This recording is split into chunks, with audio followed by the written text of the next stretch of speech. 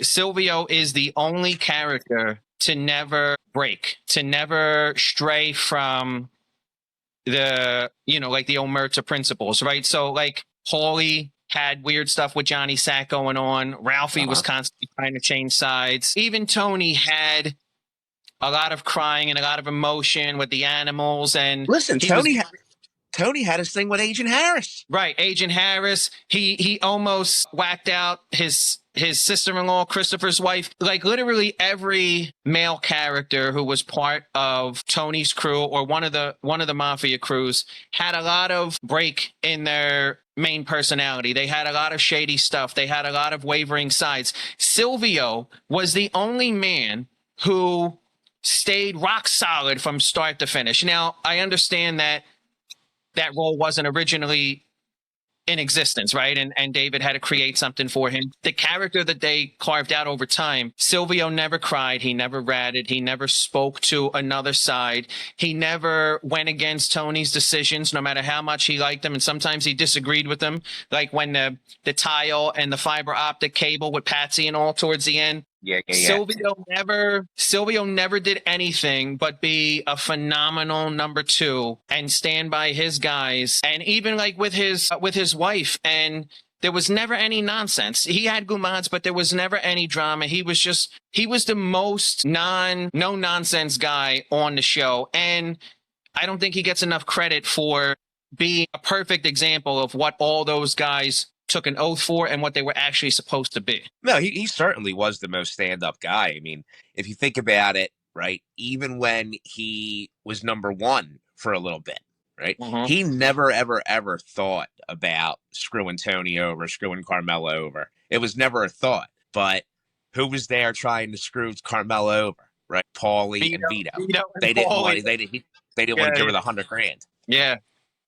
Yeah, and it affected him emotionally to be number one. Like he was having breathing trouble and stuff like that. But you're right. As far as like he never abused that power, even though it was very, very brief. Now, what was the whole thing where with the wire, right, with the fiber optic cable? Where remember he's like, now listen, if you're trying to test me, yeah. What was going on there? What was Silvio trying to accomplish there? I just think he was it was a little bit of asserting his own authority, right? Because as number two, people always looked to Tony for that final decision. People always looked to Tony for that ruling. And I think there was a little bit of his pride got hurt to the point of like, I can make decisions. I should be the one people listen to sometimes.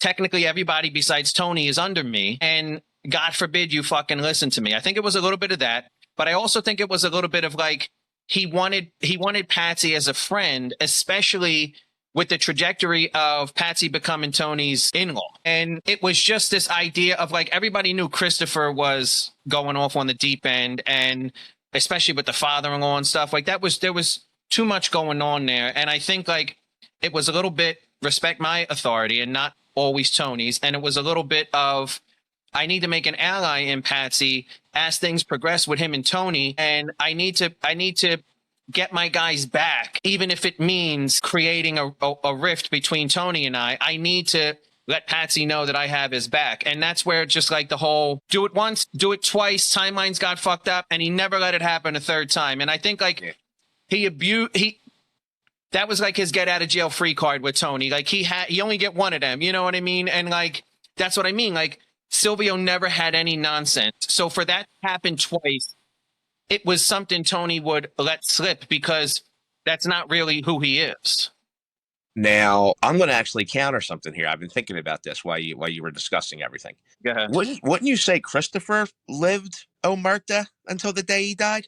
Almost to a fault. Yes, minus the drugs, 100%.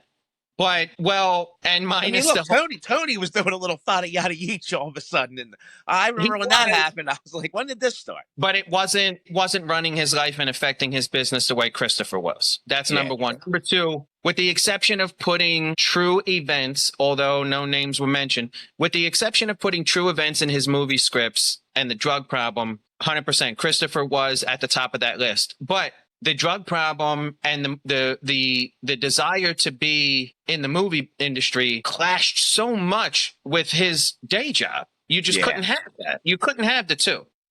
I told you, I'm a Christopher fan. On the last episode, I admitted that I cried when Tony killed him, but it was the drugs and no matter how much you covered it up, the drugs and the putting stories in movie scripts was two giant no-nos for the mob. Well, yep. You know what? I forgot all about that. I forgot all about the fact that Tony was basically the basis for Cleaver.